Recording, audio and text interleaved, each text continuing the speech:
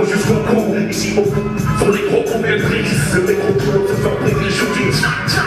Tisse les flammes, traumatise les belles femmes.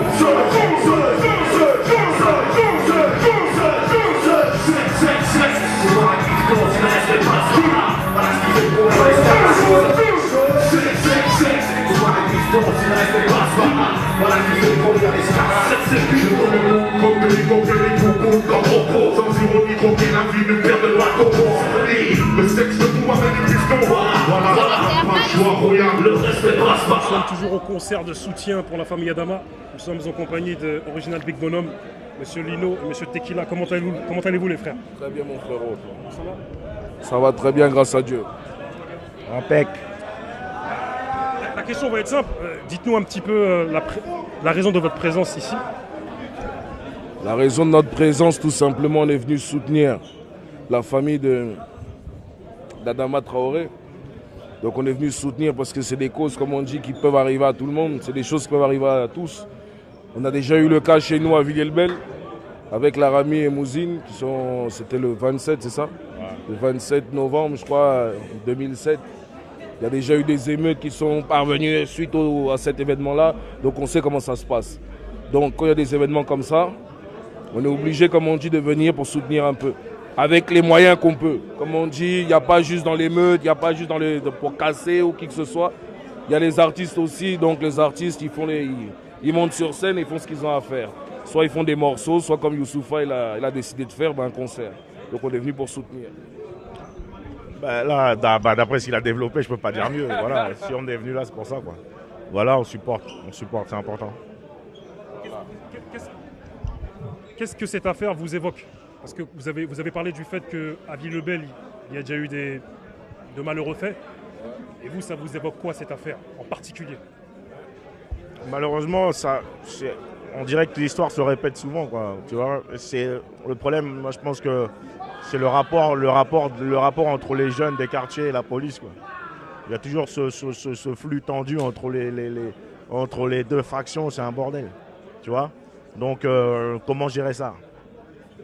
Et quand il y a de l'abus, faut le souligner, il ne faut pas lâcher l'affaire, quoi. Voilà. Comme je disais tout à l'heure, il ne faut pas lâcher l'affaire parce que souvent, ça arrive souvent qu'il y a ce genre d'affaires, on a tendance à prendre une affaire et ensuite l'autre affaire tue l'autre affaire, tu vois. C'est-à-dire que l'autre affaire efface l'autre et vice-versa. Non, je pense que là, il faut arrêter, il faut vraiment pointer ça du doigt et pas lâcher l'affaire là-dessus, quoi. Et je pense que c'est ce qu'est en train de faire la famille d'Adama, donc c'est une bonne chose.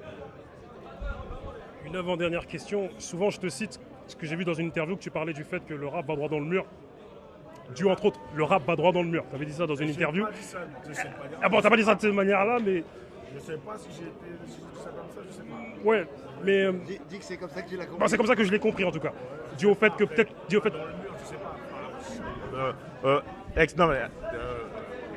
Explicite bien la question. J'explicite dans la mesure où il y a peut-être moins de rappeurs pas assez peut-être de rappeurs qui s'engagent, ou peut-être que les textes aujourd'hui ne sont pas assez engagés. Oui, non, j'ai pu à un moment donné expliquer que du fait de cette nouvelle tendance qui est la trappe et tout ça, c'est une tendance qui a effacé le côté plus lyrical du rap. Ça s'est passé aux États-Unis et c'est venu en France aussi, donc voilà, c'est ce qui se passe. Donc moi, c'est ce que je soulignais en disant ça, quoi. Mais après, il y a des mecs qui essayent de faire le truc. Mais bon, vu qu'après, c'est une question aussi de rythme, de flow. Donc après, il faut savoir adapter des choses, quoi. Je vois Medine, il commence à le faire, Tiers-Monde aussi. Il y a des trucs, tu vois, il y a des trucs qui cognent. Tu vois, et même Sofiane, dans son délire, ça devient assez street un peu, mais tu vois, il y a un truc. Donc moi, je pense qu'après, il y en a d'autres, mais je peux pas, tu vois. Là, on va pas commencer à rentrer dans des tu vois, énumérations d'artistes, mais voilà, c'est juste ce que je voulais dire, quoi. Du fait du flow qui est un peu plus technique, là, ça enlève un peu le côté lyrical et c'est ce qui se perd, tu vois. Mais bon, c'est l'évolution du rap aussi, quoi. Arsenic, en quelque sorte, ou même, c'est même pas en quelque sorte, toi, tes deux frères, vous êtes en quelque sorte des monuments en vérité, des monuments du rap. Moi, je suis une statue encore. Et comment t'es... Je suis une statuette. Non, attends, je vais juste répondre par rapport au monument. J'aime pas trop ce terme parce que les monuments, c'est des chiottes pour les pigeons. Voilà. C'est la punch Je dirais des piliers. Et voilà, piliers. Et Moi que les pigeons aussi chient sur les piliers. et l'héritage. Et aujourd'hui, je sais qu'il y a, voilà, il y a l'âge d'or du rap français. Et cet héritage, est-ce que tu trouves qu'il a assez été transmis? Ah, ça a été transmis. Bah oui, il y a eu des groupes après nous. Enfin, nous, on a commencé. Il y avait NTM, IAM, d'autres trucs, Assassin. D'ailleurs, il y a Squad qui est dans la salle. Ouais, bah, nous, on a suivi un peu ce qu'ils faisaient. Et puis, il y a des jeunes aussi qui nous ont suivis derrière. Donc, je pense que ça a été le truc. Après, je sais pas, il y a peut-être une cassure du fait que la musique a changé, elle a évolué. Donc, c'était plus les mêmes objectifs. Mais tu sais, je pense aussi que c'est la société qui change, au-delà du rap.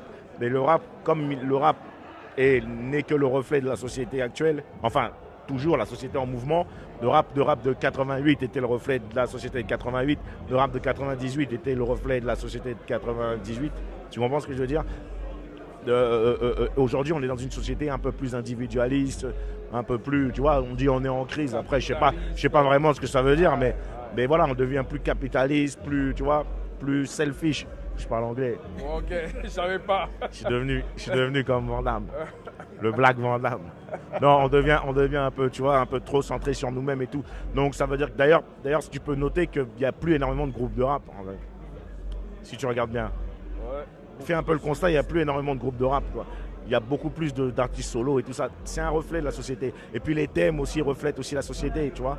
Donc, bon, c'est une évolution des choses. Alors, est-ce que ça va être comme ça? Je pense que c'est cyclique. Après, on reviendra à autre chose, je sais pas. En tout cas, les frères, je vous remercie et j'espère vous accueillir dans nos locaux à Grigny et sur Paris. Néo Musique, là-bas si j'y suis. Vous venez et comme ça, on développe un peu plus tout ça, quoi. Il n'y a pas de problème, mon vieux. Merci à vous, les frères. De Paye les billets d'avion parce que Grigny, c'est... Ah, c'est loin là-bas. C'est bon, le Black Chazal. Ah, le Black Chazal est bon. Jean-Pierre Pernaut, le négro.